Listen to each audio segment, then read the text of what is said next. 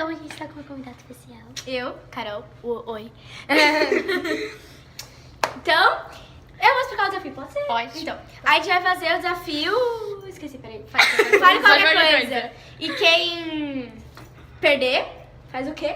Vai dar uma estrelinha lá no estacionamento. Daqui do restaurante. Jesus Cristo. Então, vamos lá. Ai, calma, deixa eu rezar um pouquinho. A Ana Luísa aqui está anotando as coisinhas. Nossa, Tá. Aí vai É nessa hora. E câmera. Batata. Vinho. Batom. Arroz. Touro. Rímel. Feijão. Capinha. Xixi.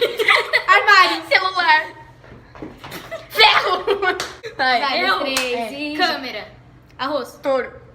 Feijão. Batata. Vinho.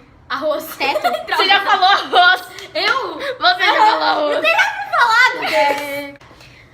1, 2, 3 e celular. Arroz. Vinho. Feijão. Batata. Capinha. Macarrão. Teto. Celular. Molho. Chão. Repetiu.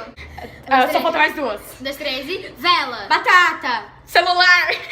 Cocô. Arroz. Capinha. Feijão. Teto. Luz. Macarrão. Chão. Ferro. GoPro. Touro. Vai. Céu. Touro. Teto. Ah, eu falei teto.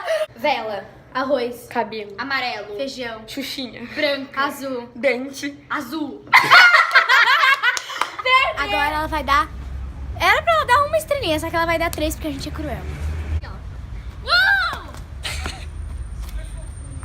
2. 3. Olha pra mãe, olha pra mãe.